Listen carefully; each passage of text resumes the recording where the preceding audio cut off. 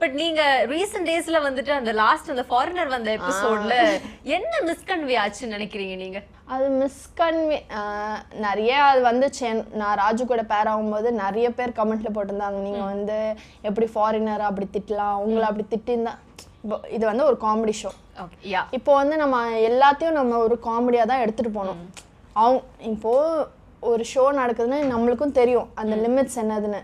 நாங்கள் அந்த லிமிட்ஸை க்ராஸ் பண்ணலன்னு தான் எனக்கு தோணுது. ஓகே, எங்களோட விஷயத்த வந்து நாங்கள் வந்து அவங்க கன்வே பண்ணுறத ஒரு காமெடியாக பார்த்தீங்கன்னா, இப்போது அதே படத்தில் நீங்கள் அதை போய் பார்த்தீங்கன்னா எல்லாரும் போய் சிரிக்க தான் செய்கிறாங்க.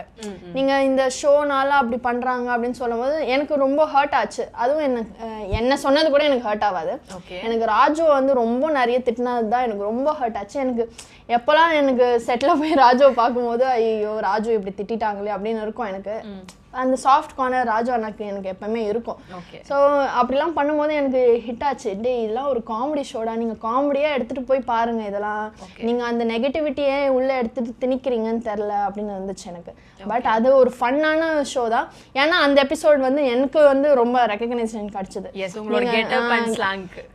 ஸ்லாங்க்கு ரொம்ப இது பேசினாங்க, நல்லா பேசினாங்க. எப்படியோ ஒரு பாசிட்டிவ் தான் நெகட்டிவும் இருக்கும். கண்டிப்பா அது நம்ம தட்டி விட்டு போயிட்டே இருக்கணும், அதெல்லாம் தேவையில்லாத. கண்டிப்பா. அது உங்க டீம் எப்படி வந்து அதை ஹேண்டில் பண்ணாங்க நெக்ஸ்ட் டைம் நீங்க போய் பார்க்கும்போது? நாங்கள் அதெல்லாம் கண்டுக்கவே மாட்டோம். நெக்ஸ்ட் நம்ம என்ன பண்ணோம், ஏன்னா இது வந்து இந்த எபிசோட் பார்த்துட்டு என்ன பண்ண போகிறாங்க, இன்னும் ஒரு மாதத்தில் மறந்துடுவாங்க. இது ஒரு டாக் தான், ஒரு கொஞ்சம் நாளுக்கு ஒரு டாக் தான், அதுக்கப்புறம் மறந்துடுவாங்க. அதனால நீங்க சொன்ன மாதிரி அங்க என்ன நடக்குது அப்படின்னு தெரியாம வெளியில வந்து நிறைய விஷயம் மிஸ்கன்வே ஆகுறப்போ, பட் உங்களுக்கு அந்த செட்ல தெரிஞ்சிருக்கும்ல என்ன நடந்துச்சுன்னா, அவங்க கம்ஃபர்டபுளா இருந்தாங்களா? அவங்க நாங்கள் முடிச்சோடனே எல்லாரும் ஹாப்பியாக ஒரு செல்ஃபி எடுத்துகிட்டு ஜாலியாக தான் நாங்கள் போனோம்.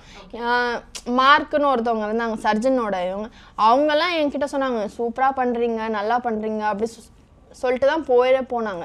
இவங்கெல்லாம் எல்லாருமே நாங்கள் வந்து ஜாலியாக தான் ஃபன்னாக தான் எடுத்துக்கிறாங்க. அவங்களுமே ஃபன்னாக தான் எல்லாமே எடுத்துக்கிறாங்க.